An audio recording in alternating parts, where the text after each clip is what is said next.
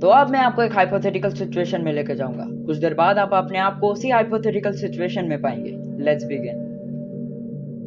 Suppose एक सुबह आप उठते हो, अपना घड़ी देखते हो, तो आज बज रहा है 9:39 AM और आज का डेट है 13 मई। आपको ट्रेन से कहीं जाना है, इसलिए आपका सूटकेस पैक्ड है। आप सूटकेस को लेकर घर से रेलवे स्टेशन के लिए निकल जाते हो। स्टेशन में पहुंचकर आप ट्रेन में बैठकर 1-2 घंटे के जर्नी के बाद अपने डेस्टिनेशन पे पहुंच जाते हो। वहां ट्रेन से उतरकर आप घड़ी में देखते हो तो अब बज रहा है 9:47 PM।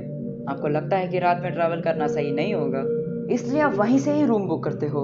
अपने होटल पे पहुंचकर अपनी चाबी लेकर दौड़कर अपने रूम में जाकर सो जाते हो। अगले दिन सुबह उठने पर आप अपने आप को अपने घर में पाते हो।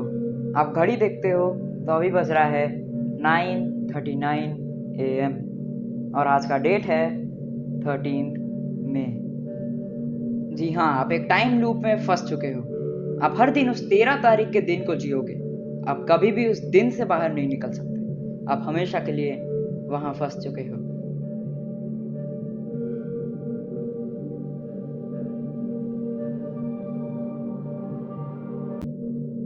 ऐसे ही कुछ हुआ था एक ट्रेन के साथ।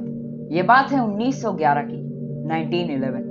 दिन था 14 जुलाई। जैनिटी नाम की एक ट्रेन 106 इटालियन पैसेंजर्स और 3 गाड़ियों के साथ रोम से निकल चुकी थी। वो ट्रेन जब लंबाडी माउंटेन के टनल में घुसी तो दूसरी ओर से कभी वापस नहीं आई। उस टनल की लंबाई कम से कम 1 किलोमीटर थी। अचानक बीच टनल में गायब हो जाना बहुत स्ट्रेंज था। लोगों के पास इसका सटीक वजह नहीं था। काफी लोग ये कहते हैं कि उन्होंने उस ट्रेन को स्टेशन से निकलते और टनल में घुसते हुए देखा। इस घटना के बाद पुलिस और रेलवे अधिकारी उस टनल में गए। वहां उन्हें उस ट्रेन का एक टुकड़ा भी नहीं मिला। बस 2 लोग बेहोश पड़े थे। वो लोग साइकेट्रिक डिसऑर्डर में चले गए थे, जो कि बहुत स्ट्रांग स्ट्रेस से होता है। जब वो नॉर्मल हुए तो उनमें से एक पैसेंजर ने कहा कि धीरे धीरे ट्रेन एक वाइट धुएं या स्मोक में जा रहा था। लोगों को लगा कि ट्रेन का शायद एक्सीडेंट हो गया है, इसलिए वो लोग पैनिक होकर चिल्लाने लगे थे। ये 2 पैसेंजर्स पूरी तरह से बंद ट्रेन से कैसे तो कूद गए और गिरकर बेहोश हो गए। अब आता है कहानी का सबसे इंटरेस्टिंग पार्ट, और मुझे नहीं लगता कि आप ये जानकर इस दुनिया को इतना सिंपल समझेंगे। उन पैसेंजर्स में से एक ने जब 1926 की रिकॉर्ड्स में देखा तो ये पता चला कि 1840 में मेक्सिको में 104 इटालियन पैसेंजर्स आए थे। वो कह रहे थे कि वो रोम से आए हैं। वहां के लोकल रेसिडेंट्स को लगा कि वो पागल हैं।